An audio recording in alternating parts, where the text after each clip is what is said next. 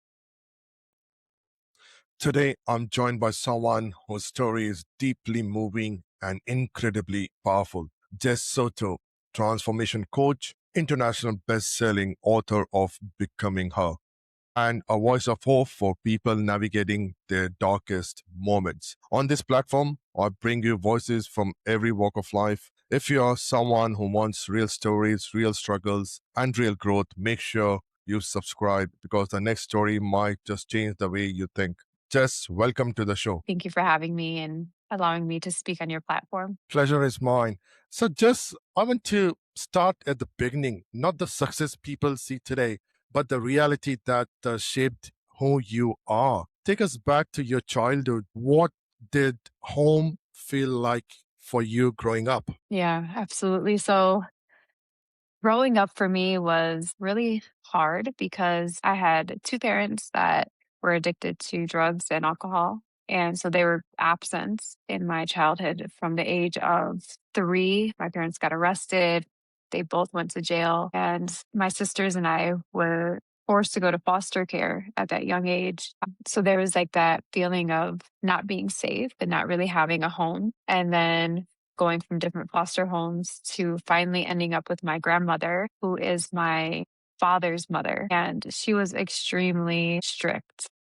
Okay. She was a Catholic, hardcore Catholic, and we were like, there was no freedom. So, my home growing up, it was strict rules, no freedom, and no love, no comfort. I didn't have my parents. No So, love from your grandmother? not really, no. She didn't know how to. I think her way of loving was just thinking that it was protecting us by not allowing us to really, or allowing me. I didn't really have freedom, so I didn't really go anywhere, do anything. The only places that I went at that young age was we went to the grocery store, we went to church, I went to school. And I remember my grandmother taking me to different people's houses to pray the rosary. So she would have like this statue of the Virgin Mary, and we would travel with the statue to different people's houses and pray the rosary. Old were you and your Mhm. sister? So I was living with my grandma starting at the age of 4, Hmm. and I lived with her up until I was 14, so for 10 years. And my sister, I have one sister 1 year older than me, and I have another sister 2 years younger than me, and we all lived with my grandmother. So your grandmother didn't allow any parties, any boys, anything? No. No friends at all. It didn't matter the gender. We weren't allowed to have friends, talk on Mm. the phone, go outside and play. And I feel like she did what she thought she needed to protect us because the neighborhood that we grew up in was not a really safe neighborhood. It was the south side of Milwaukee, which was, there were a lot of gang members. I didn't understand it at that time. You know, as a child, you just want to go outside and play and make friends and bring people to your house and have sleepovers. But we didn't really have that because there was a lot of fear from my grandmother. So just where was it? Which place? And so I grew up in Milwaukee, Wisconsin. Oh, okay. That is very powerful. Growing up without that foundation, without consistent guidance, it can shape how you see yourself and the world. Just did you feel loved, or were you constantly searching for that love outside? I was constantly searching for love outside of myself and outside of the home because I didn't feel it. I really felt alone. I felt like I was an outcast, like I didn't fit into my family dynamic. I didn't fit in. I was never enough or good enough. I always had that sense of like the lack of self-worth. Outcast is a powerful word again. So it was from very early days. I think love was not there for you, especially when you needed it. When your parents were incarcerated at the time, Yes. it wasn't there. And just at that young age, what did you believe about yourself, your worth, your identity, your place in the world? I believed that I was different. I knew that I was different. I believed what they told me, they meaning like my elders, my aunts, my cousins, my sisters.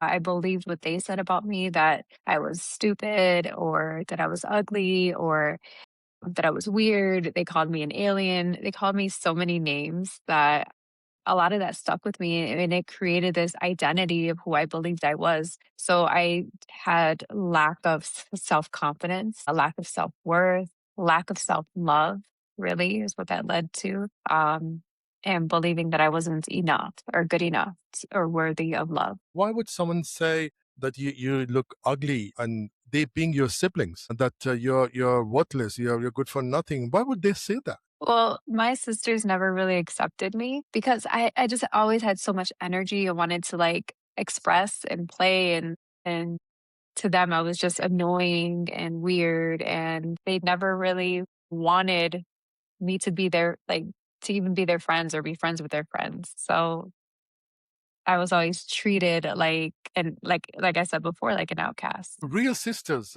This is very strange. I Yeah. know there's rivalry between siblings, but this is something I don't think this happens in this world, but this is something which is um yeah, this is really sad. That is what I could say. Mhm. Yeah, they were really mean. They still some of them as adults now, I have a relationship with one of my sisters. And the other, so I have 4 sisters total. 2 of them are from my mother's previous marriage, that they were older, so I wasn't raised with them. But I don't talk to them now, and I don't talk to my little sisters. I only talk to one of my sisters. This is really sad. So just then your life took a turn, a moment that would change everything. You Mhm. became a mother at 15. That's something most people can't even fully comprehend. Take us into that moment. What was going through your mind and what were you feeling at that time when you were 15 and pregnant? So I remember when I found out I was pregnant, I was sitting in the doctor's office by myself. No one was with me, no friends, no family. And I could hear the nurses on the other side of the door. And I can hear them whispering and saying, like, "She's pregnant. What's she gonna do?" And my heart started racing. And I was like, "Are they talking about me?" And I knew they were. And I was like, "There's no way." And when they came in, I could see it on their faces. They were really concerned and like, you're pregnant. Like the test came back positive and giving me different options of what I could do. And I just felt stunned in the moment of like my entire life is just gonna change from this moment forward. And fear started to creep in, worry about what are other people gonna think, they're gonna judge me and all this stuff. And I was scared, I was terrified. I started crying and I was overwhelmed with these emotions of bringing another life into the world when I myself didn't have a solid foundation of what it looked like to raise a child. But even in all of that, even in the fear, even in uh, the uncertainty of that moment, I knew that I was going to be a mother. Like there was no, I wasn't giving my child up for adoption. I wasn't considering abortion. Like I knew that, okay, this is something, I made the choice and I knew that I needed to follow through with it. So how did your grandmother react when she came to know? So at the time that I got pregnant, I actually wasn't living with my grandmother anymore. At the age of 14, I started running away from home just because I felt so caged and I wanted to be free. I wanted to taste freedom. So the only way I could taste freedom is by running away. And so I started doing that, and my grandmother couldn't handle me running away. So eventually I checked myself into a runaway shelter, and then the state started reconsidering custody, and my mom gained custody of me at that time. So I was actually living with my mom, which is how I got pregnant, because then I had this new sense of freedom with boys or whatever else. And that's where I met the father of my child. And it was during the summer. Yeah.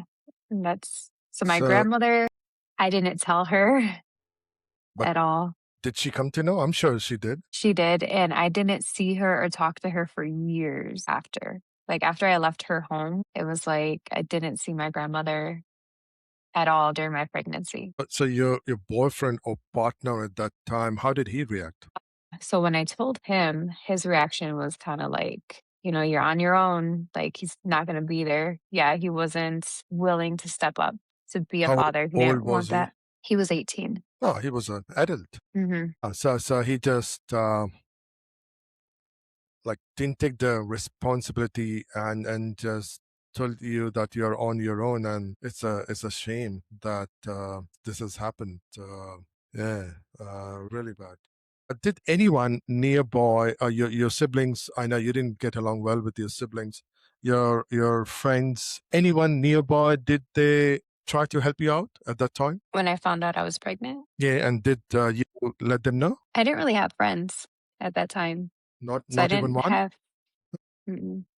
I had coworkers. I worked at a Italian restaurant, so I did tell my coworkers, and they were, like, kinda shocked, but they were supportive.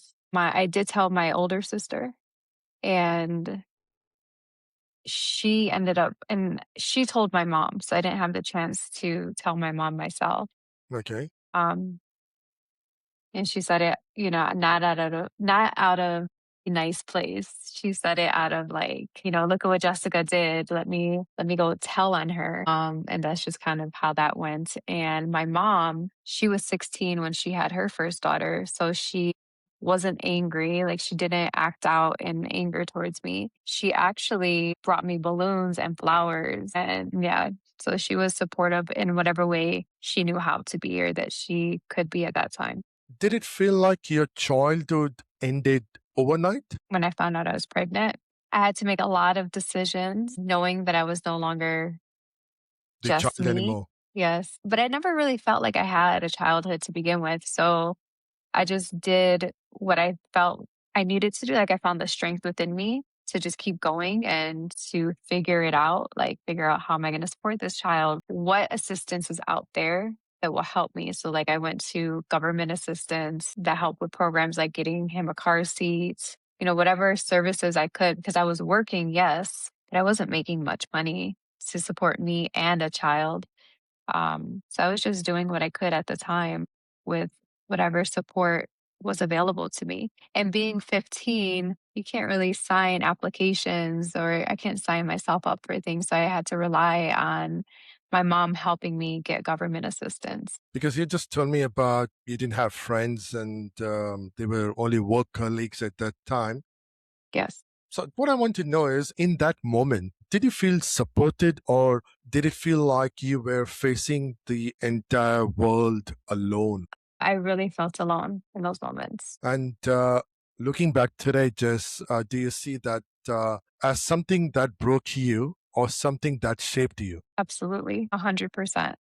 Yes. Like, I just wrote my book, Becoming Her, A Journey of Remembering. And my first chapter is the chapter me finding out that I'm pregnant. So it started my story. It started me on this path of being a mother, choosing to say yes.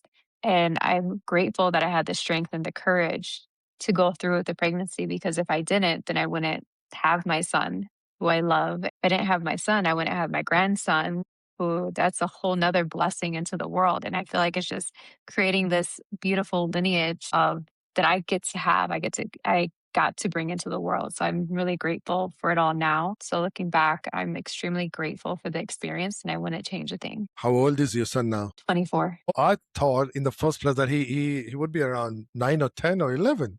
Thank you. You look very young for your age. Thank you. So just as life moved forward, you entered a phase that many people silently go through but rarely talk about. So Mm. you've spoken up openly about abusive relationship, and something I find deeply important is this: why do we sometimes repeat the very pattern that hurt us the most? Because it's what's familiar. As what feels familiar Mhm. feels safe, even if it's not safe. Even if it's our nervous system reacting to what we know. Like, okay, this is familiar. This pain is familiar. I know how to move in this dynamic. It's almost like my nervous system and my brain is wired to believe that because it's familiar, that that's how I should live. Like that's what's normal at that time. But why is So that my familiar? Because you know that person very well and you're ready to take any abusive, whatever it is, from that person because maybe you're in love with that person, or maybe you don't want to let go that person. so the familiar feeling is not necessarily the person, it's the pattern. Okay. So for me, like my mother was abused by my father, and then my father was in prison. And even though I didn't really consciously remember it, my body knew that familiar feeling of being in that chaos. And so I think it was just, okay, this is normal. This is how relationships are. That's the example that I had, even at a young age, before 3 years old. My subconscious was being programmed by my parents' behaviors, by their actions, the energy that they put out. And so it's unconsciously, I accepted that as reality, as normal, as what we should accept as women to be abused by these men. And so there was my first abusive relationship. I was 16 years old, and he was like a mirror of my father, where he was in jail, he was abusive, he was a womanizer, he treated me extremely poorly.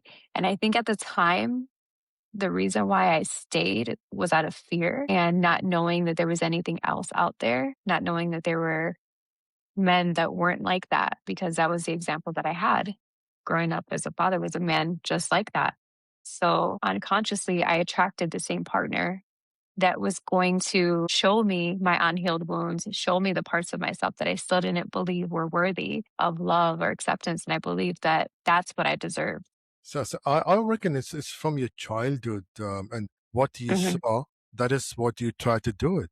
Like to accept everything, everything abusive was normal for you because that is what you saw when you were growing up. And that Yes. is what, can I say, attracted you somewhere? Yes. And just at your lowest point at that time, what did your inner voice sound like? At that time, I was so disconnected from my inner voice, but there was still, especially because I had my son, there was still this joy that I felt by having this young child reminding me of what it's like to be a child, what it's like to just enjoy the moments and to look at everything in the world as like brand new and with curiosity. So I believe that even though I was disconnected from my inner voice and what, that feeling, the intuition of the right or wrong, I still always held on to this idea of hope and love and knowing that I thought that my love could heal this person who was abusing me, that this person would change. A part of me knew that wasn't true, that I'm not here to save anyone. I'm not here to dump myself into anyone else. Especially, I have a child that I'm taking care of, and now he's seeing this repeated pattern and experiencing that. So, what turned for me in that relationship was a very violent episode that he had where he was extremely drunk and he took off in my car and just like broke my windshield. And it was something in that moment. I was like, I can't do this anymore. Like, this isn't safe for me, this isn't safe for my son. I have to take action. So in that moment, I called the police and I went all the way. I filed a 3-year restraining order. I don't want this person to have access to me anymore. They no longer have permission to harm me in any way. And I don't want them near me at all. So I followed through, went to court, and that's how I ended that relationship. Did you feel ever trapped? Like no matter what you did, you couldn't break free from that cycle? At times I did feel that way, yes, because there was a lot of fear. There's a lot of fear around that, thinking that one, if I leave this relationship, he would threaten me or my family, like my mom. So, like, then he's going to harm somebody that I love. Or there was also the idea that because I'm a mother now, no one else is going to want me. No one else is going to love me or want to be in a relationship with me. So there's all these different false beliefs that I had that were keeping me trapped. Was he mistreating your son as well? Yes, yes. Okay. And how did self abandonment show up in your life during that time? Self abandonment showed up in a way of me not sitting with myself, not realizing that I was a person that was hurting and not taking the time to feel or process anything that I was going through because I didn't have the tools. And I just kept going. I was like on autopilot. So I didn't have, like, being on autopilot is self abandonment because you're disconnected from your true self. You're disconnected from your light, your purpose. And so for me, that's what it was. I was abandoning myself by just going through the motions and not really processing anything. So can I say at that time you even didn't recognize yourself anymore? I had no idea who I was. I had no idea. I carried the identity of who everyone else told me I was. Yeah, this is really sad. So I totally resonate what you're talking about. That connection was not there. Although that person was there for just physically presence is not always required. Your emotions and everything, you need to be there for that person so that that person knows that okay, I'm safe. He or she is going to take care of me. That is what is required. Yes. Um, Okay, every powerful story has a turning point. What was that moment for you where something inside you said, I can't live like this anymore? So there were several moments in my life that caused me to pivot and change the direction of my path. And I would say the final one that led me on the path that I'm on today was my spiritual awakening. And at that time, I was in a marriage. I was married for 9 years, and I had this internal question within me, and it rose, and the question was, who am I? And I sat with that, and I had the titles, like I was a mother, I was a wife, I had dogs, I had this corporate career at the time. I was in corporate America, and I had all these titles, but I didn't know who I was at all. I was so disconnected, and I didn't know what I enjoyed. Like, I wasn't really living. I was surviving. I was in survival mode, scarcity mindset that whole time.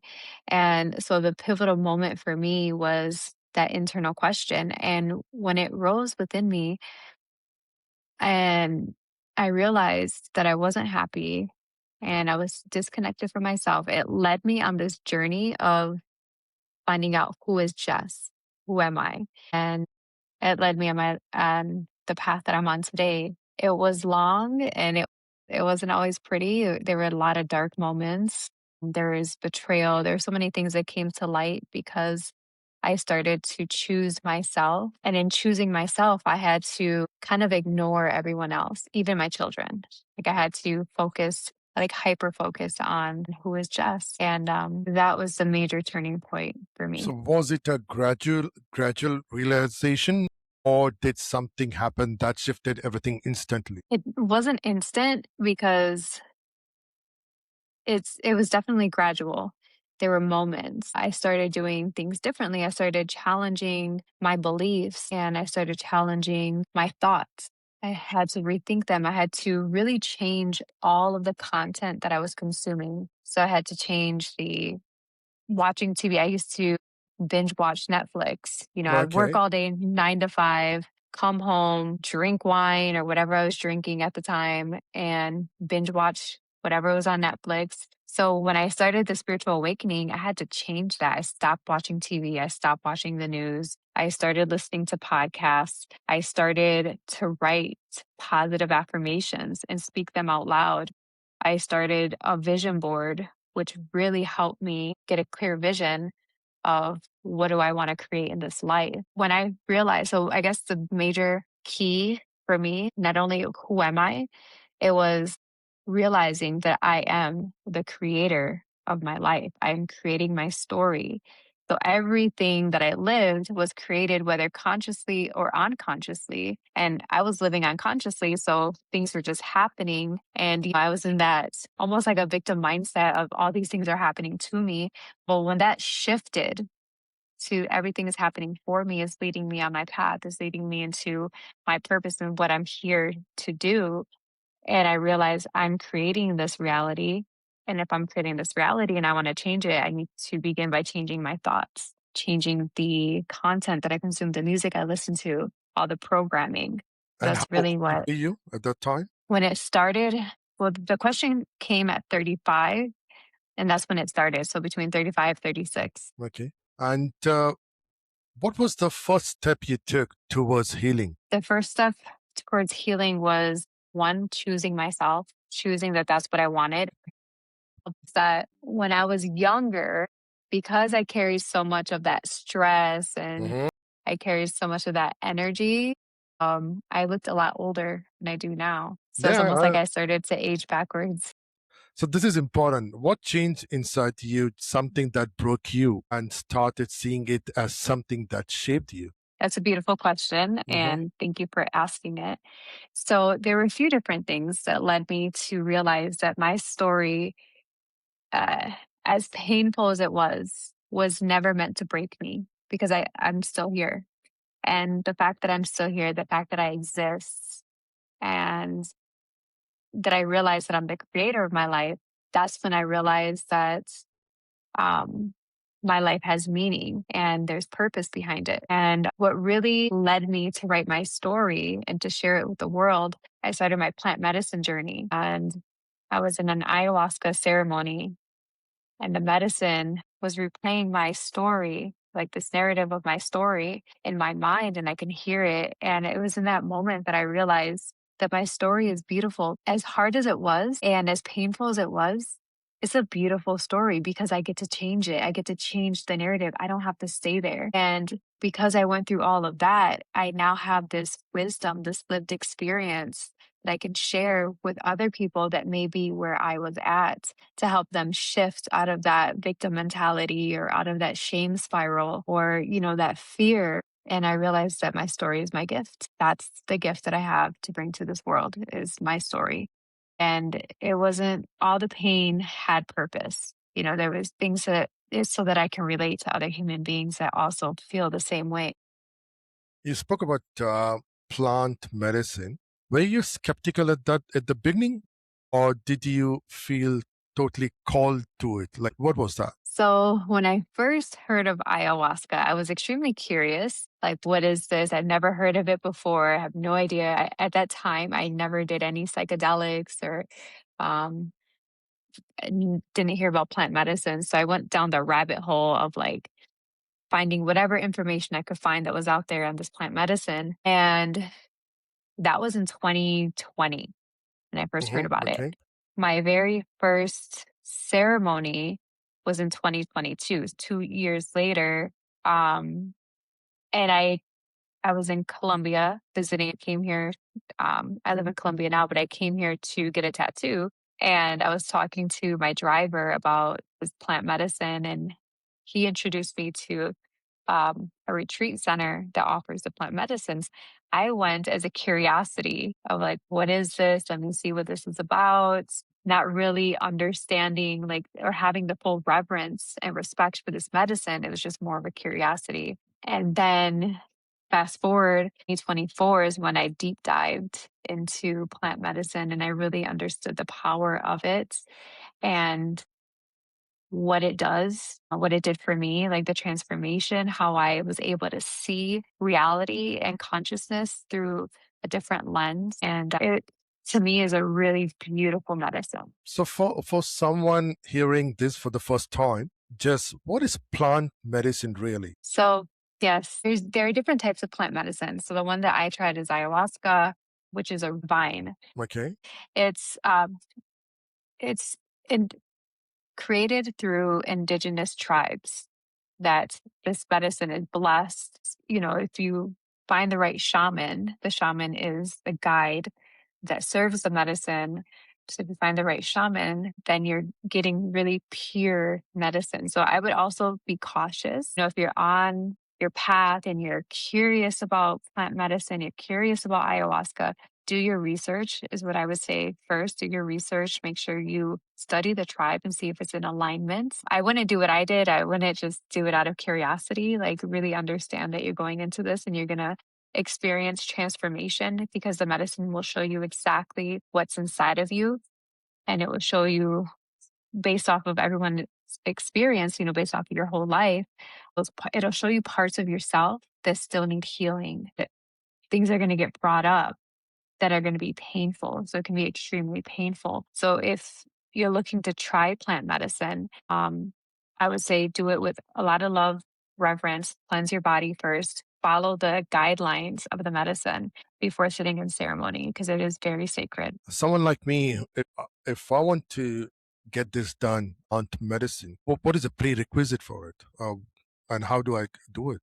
First, well, you research. So I did medicine here in Colombia. I trust the shaman. I trust the retreat center that I went to, because I've been there several times. So I know that it's very pure. The intentions of the facilitator and just the space that they hold is safe. Like, they hold a very safe container, because when you're taking plant medicine, your consciousness is leaving your physical body and you're in the spirit realm. You're in a completely different state of consciousness. When that happens, that leaves your body open so that entities can enter or things can attach to you. So sometimes that's why sometimes people will have a plant medicine experience and they come out and they're just really worse off than they were before they began, because there wasn't a safe container to make sure that, you know, the spirit, you're being guarded and protected in the spiritual realm. So for you, the prerequisite is watch what you eat, what you're putting in your body,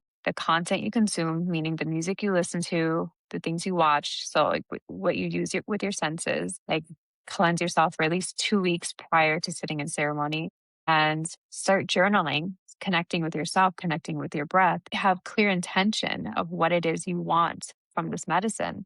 And you can start writing, and you can even begin talking to the medicine, because it is a very wide, it's a consciousness. So you can begin before even ever sitting in ceremony, just talking to the medicine and explaining to her why you're going into ceremony, what it is you want to, and you can begin working with the energy ahead of time. So that way, when you are in ceremony and you're connecting, then you already have a relationship established. So, can I say in a nutshell that I need to clean myself? I need to clean everything, no bad habits, no dirty talks, nothing. It's just a clean version of myself. Ideally, right? But I mean, we're humans still. So I think that some people will go into the medicine and not have that clear, they haven't done the work ahead of time. If you want the clear connection with the medicine, I would say yes, do your best to cleanse yourself with what you're eating, the content you're consuming, the music you're listening to. And the other prerequisite is you cannot have sex for 3 days, up to 72 hours. Don't do any other plant medicines. Like, you can't smoke weed, you can't, you know, I mean, I guess you can smoke cigarettes, but it's not um, advised, you know? So the medicine will help you. If you have these habits, medicine will actually help you break these habits. If Okay. that's your desire, that's what you ask. But because you are still human, the medicine doesn't judge. It meets you exactly where you are and knows what you need. So even if you haven't fulfilled the prerequisites and you go into the ceremony, what will happen is, at least this is what I found out for myself, is you'll have an experience, but you won't have a true connection. So the medicine is not able to connect with you. If you have all this junk in your body, then you're just ending up purging, releasing, because there's purge with this medicine. So then you're just kind of purging, and it's still releasing energetically, but you're releasing a lot of built up junk. That's very well said, Thank Jess. you. So, Jess, you often speak about spiritual awakening. What does that actually mean? Not theoretically, but from your lived experience. Yeah. So for me, spiritual awakening began when I started to question my reality. And what I understood is that my entire life, I believed a lie, right? I believed lies about myself. I believed that I wasn't good enough, that I wasn't lovable, that I wasn't worthy. I believed that I wasn't capable of being an entrepreneur. I believed that I needed to be in this system and that like I needed to work a 9 to 5 job. I needed to hustle hard and I needed to sacrifice my time in exchange for a paycheck. And I wasn't truly living. So when my spiritual awakening began, I started to pay attention to myself, to my needs, to the things that I believed and started challenging those beliefs. Like, where did they come from? Who told me that? Is that even true? And I really had to reprogram all of it. And it led me on this journey of like not only changing the beliefs and the thoughts and the feelings, but also stepping into a place of creating the reality that I wanted. Like if I'm experiencing things in my life that I don't want and it's continually happening in a way and showing up in my reality, well, what am I doing? What is it within me? Because what I learned is that your physical reality is a manifestation of what's happening within you. So if there are things happening in my physical reality, what's going on within me? So I had to go deep within myself, figuring out those unhealed wounds. For a long time, I believed that my voice wasn't like that there was something wrong with my voice, that it wasn't good enough to be heard. So I was afraid of being heard.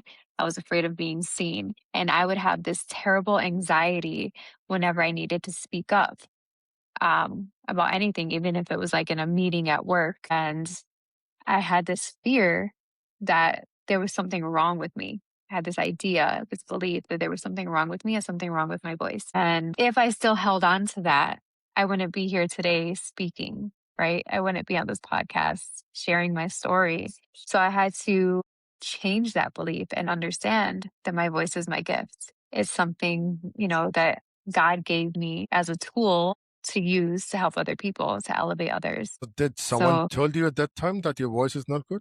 oh yeah, growing up. So growing up, when you're constantly told that you're annoying, to shut up, and that you sound stupid and all this stuff, when you're told these things, you believe it because these are the people that are in your reality and they may be projecting their own insecurities on you, but it creates an insecurity to make you believe you're not good enough or that your voice isn't meant to be heard and you don't have a story to tell. Well, And I so think that it's was it's it's, it's me. a it's a wonderful voice, to be honest, but it is what it is. So just from that moment, your life didn't just change; it evolved. You went from Yes. surviving to helping others transformation their lives. You wrote Yes. becoming her. So what does her represent to you? Yes. So HER is an acronym for Healing, Embody, Remember. And I'm Well, actually in the process now of creating a course. So it's called the Becoming Her Method.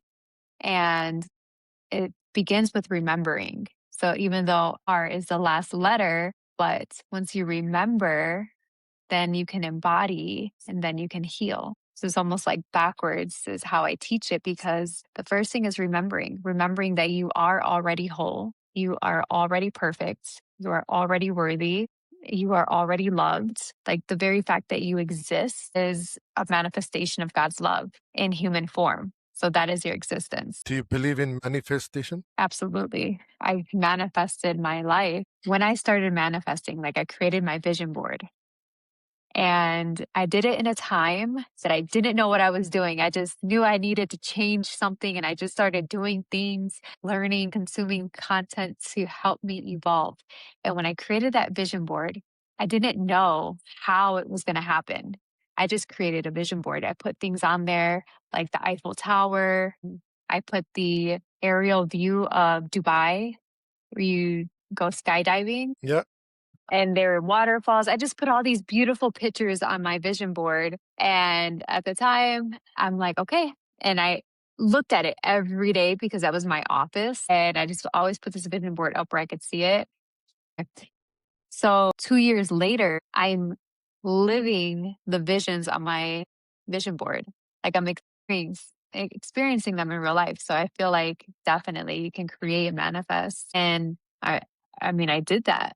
Like I did the skydiving in Dubai. I went to Paris and had dinner in the Eiffel Tower.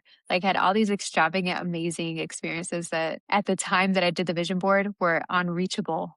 I didn't know how it was going to happen. Like it seemed so far fetched, but I created it anyways. I've been to Yeah. Dubai a couple of times. I never did skydiving.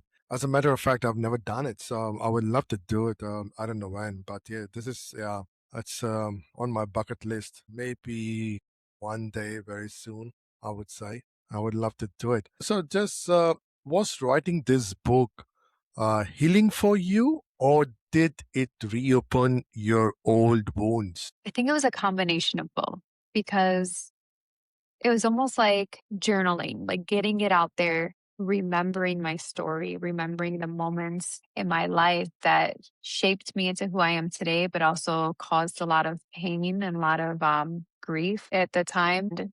There was one chapter that was really hard to write. Like I had to keep pausing and taking breaks because it was so heavy emotionally. And I'm like, wow, I can't believe that I lived through that. I can't believe that I experienced that. Like, this is my story. Oh my God. Like, it was like those moments of like, wow, it created an awareness. Definitely that I'm here for a powerful reason because I survived a lot of, experiences where people tried to take me out. Like, really, they tried to blow up my house, like, and really try to kill In me and my, real sense, blow up your house? yes, yes, yes, that actually Okay. happened. And when I had to relive that experience, I was like, whoa, So while that was writing a your hard one. book, Jess, I know it was very painful to revisit your past.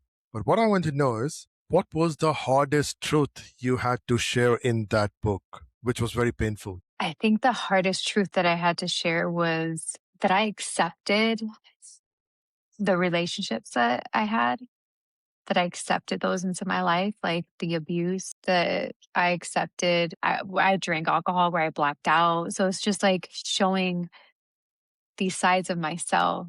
I think that was really hard to just kind of like sit with and expose. Like, these were my truths. This is who I was and how I lived my life. But the beauty of it is I was able to transform it. I was able to change the story and create the one that I wanted because a lot of the time, um, I was disconnected and living really unconsciously. And so I made a lot of choices that I wouldn't, knowing now that I would have probably made differently, but also accepting that that was my life. And those were the decisions that I made based off of the information that I had or the beliefs that I had and the lack of self worth and self love that I had as well. So it's just this discovering of self through my journey. And that's where And the remembering comes. okay, and today, Jess, you've built something bigger than just your story, a moment, a message, a platform. Tell us about Beacon of Hope. What does it truly stand for? Yeah, so the beacon of hope that came when I started life coaching, and I took a life coaching course to become a certified life coach. And in that moment during my course, I was coached through my purpose statements. And my purpose statement is I am the beacon of hope who uses authenticity, humanness, and connection to help others, to inspire others to live in their purpose. So the beacon of hope came from that modality of discovering my own purpose statement. And when I was coached through that process and I said it out loud, my entire body just felt tingles everywhere. And I was like, yeah, that's my purpose. I am the beacon of hope because I've always had hope and I am this light that carries this message of hope. And I want to inspire others because once you find your purpose and you discover what that is, it kind of gives you this almost like a blueprint or a roadmap of what you should be doing next. It's like a little breadcrumb of, okay, now I have my purpose. And then now what's next? And then you just go on to help live in that. And it really feels like you're in alignment. and it brings you this sense of fulfillment and joy and happiness. So now, just how do you balance being a mother and a transformational leader? So it's a little easier now because my children are adults. Hmm. My daughter is 17, so I'm still we still have our growth together. But she's super supportive of me on this journey and this path. And I'm super supportive of her and her discovering her journey and her path and using her gifts to do what she loves. Like I don't want her to fall into the same matrix that I was in survival mode and scarcity mindset. I want her to live in abundance and to do things that she really enjoys. And the same for my son. And he's really like stepping into his role because he also is a father now, and he's really stepping into the role of finding what he loves, what he enjoys. And having a sense of peace with that. It's the same thing with my daughter. So I think by me being an example of stepping into my purpose, doing what I love, doing what makes me happy, they're also stepping into their own purpose of doing what they love. Is I'm setting an example for them that I didn't have because I was always taught you have to work hard and it has to be a struggle, but that's a lie. Like it actually doesn't have to be hard at all. Like it can be really easy and you can do what you love and still make money and still live a fulfilled life. I put it in this way: you didn't have a role model when you were growing up. Your children have a role model, and that's you, Mhm. if that is what it is. So, Yes. what role did forgiveness play in your journey, Huge, and how? huge. Okay. Well, do you want to get into a story? Yeah, why not? Why not? Go for it. Story time. Okay. I had to really learn this one, and this is a continual forgiveness is not a one and done. It's a constant choice that you're making to really not only forgive those that harm or offend you in some way, but to forgive yourself. So in 2024, when I started my really deep healing journey in Colombia, when I started my medicine journey with plant medicine, I discovered that there was a betrayal happening behind my back that I was unaware of. And I'm in Colombia and I get a text message from my sister, and she sends me a picture of her with my ex husband. Okay. And I came to find out that they were in a relationship, a love affair for 3 years. And I had no idea. And it wasn't just about that.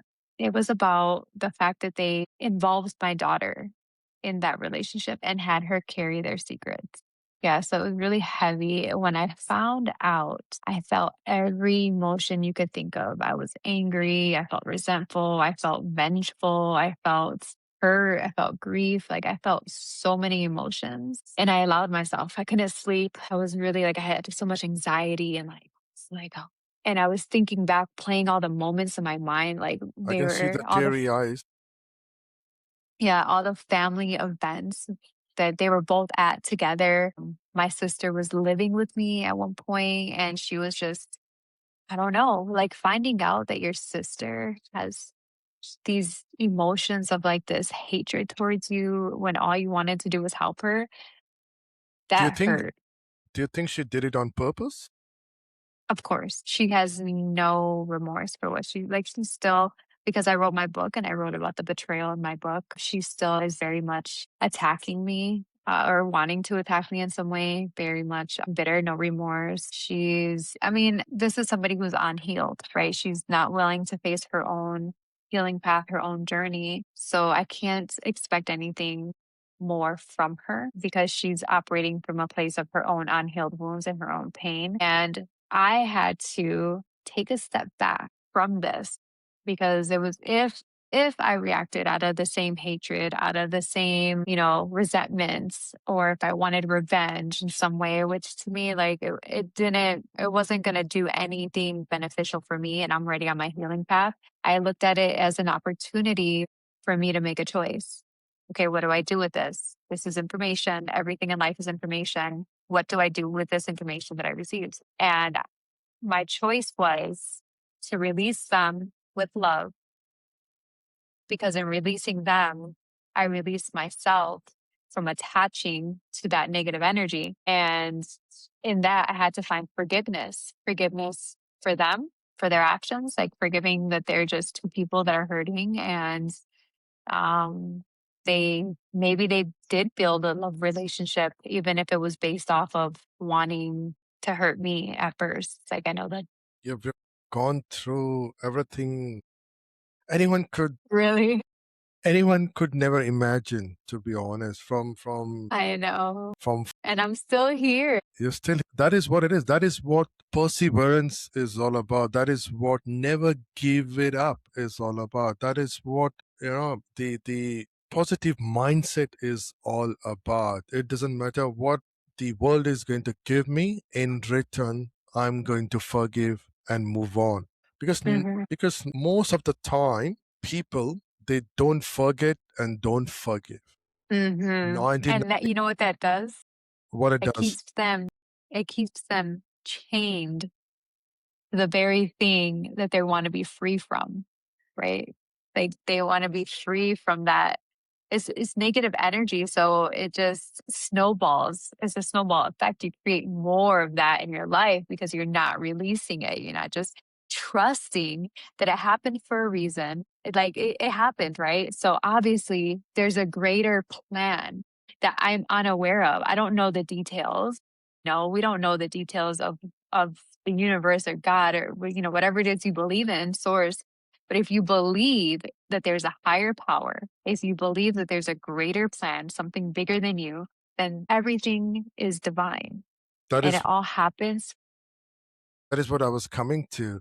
Do you believe everything happens for a reason? I believe it all happens for our growth, for sure. It happens so that we can grow, so that we can evolve, so that we can learn, so that we can also discover what is it within us that is still unhealed, it hasn't been looked at, or those shadow parts of ourselves that we don't want to accept.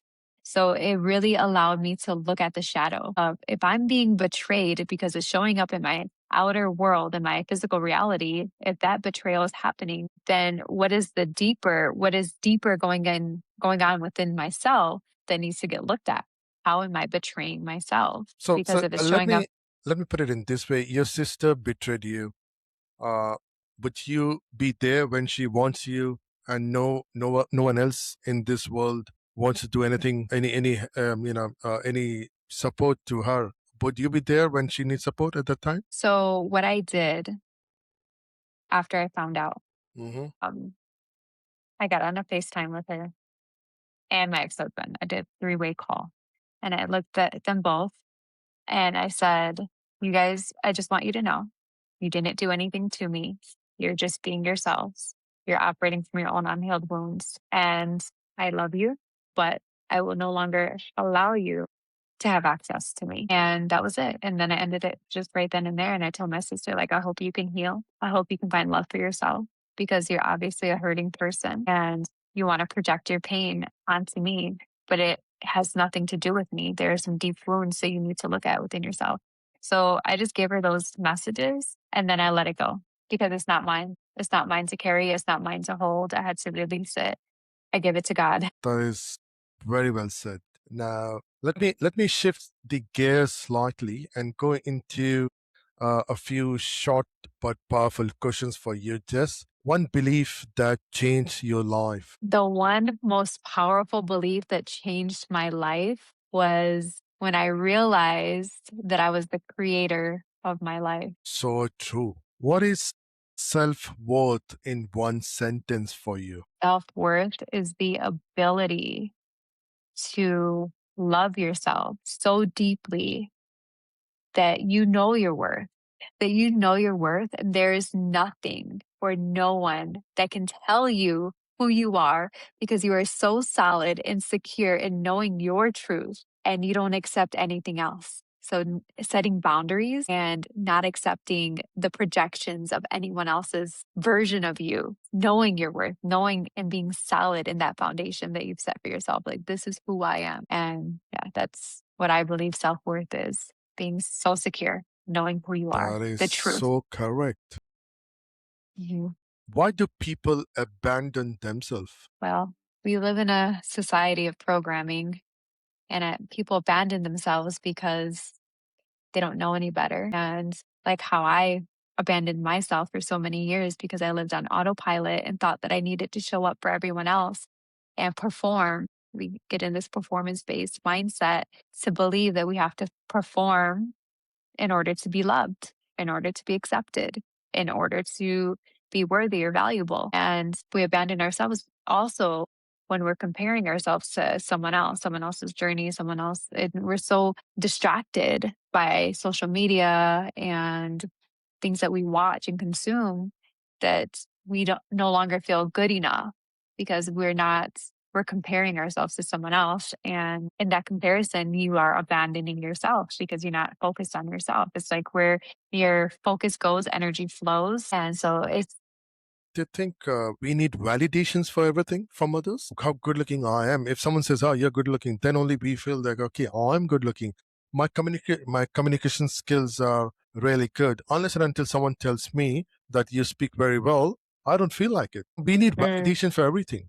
Do you think that is everything is all about validation? I think we've come to a world like we want instant validation, right? Social media, we count the likes or the comments. And honestly, I don't even read the comments on my social media. I just don't. I don't take the time to do that because like I'll heart it, but and I'm getting a little better at it because sometimes the comments are good to acknowledge. But at the same time, if I'm putting a post out there, I'm doing it for me. And if people like it, great. If they don't, great.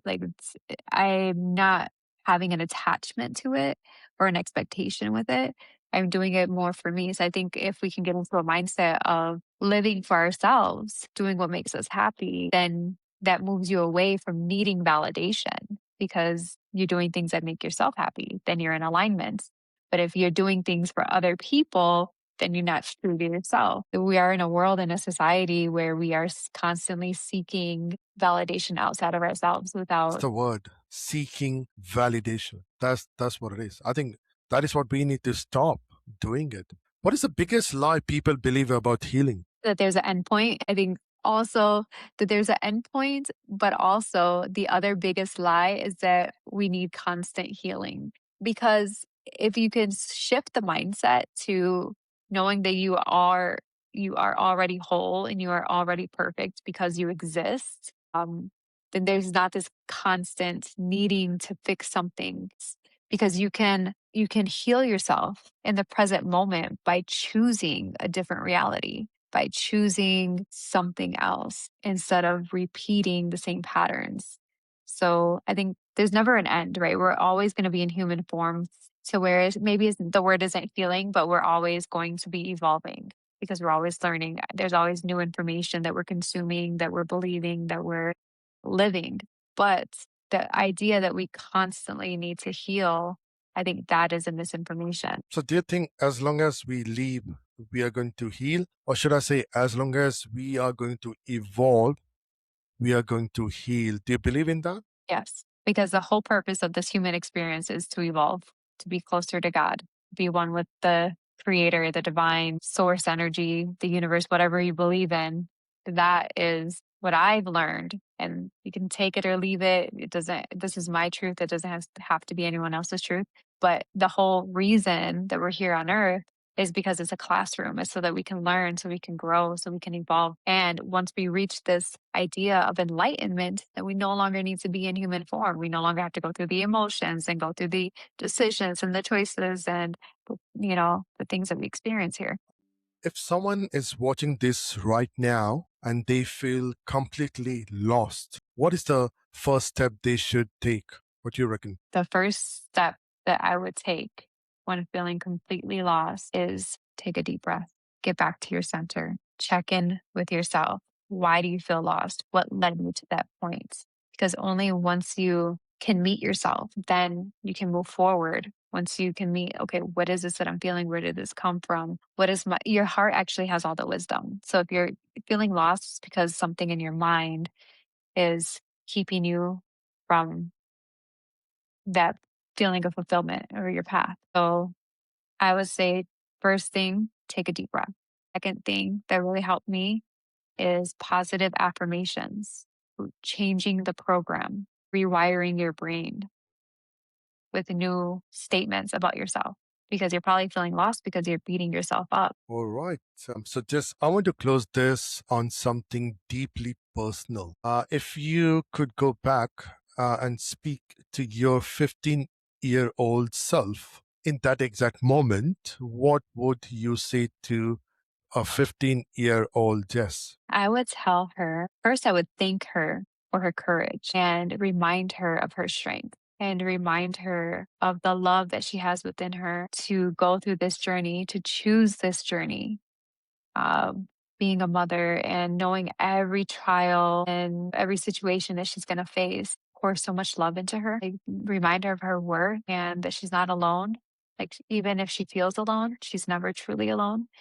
But just remind her to keep going, that she's doing amazing and she's so brave. And finally, just for someone watching this right now who feels broken, lost, or stuck somewhere, what would you want them to hear today from you? I want you to know that it's never too late.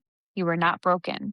You are still becoming, and it's never too late for you to rewrite your story. So take where you are in this moment right now and begin writing the script. Begin creating the life that you desire instead of allowing others to create that life for you. The only way you can get out of the loop is by taking your power back. And you take your power back by writing the script because you are the author. You are the main character. You are the director of your story, and you get to choose in every moment what it is that you want to create. So know that you are whole, know that you are worthy, and you have everything within you to create the life that you desire. Just thank you for your honesty, your courage, and your story. This wasn't just a conversation. This was a reminder that no matter how difficult your past has been, your future still in your hands. If this episode resonated with you, like, subscribe, and share it with someone who needs to hear this message today. This is the Ravi Agnes Perspective, and I'll see you in the next episode.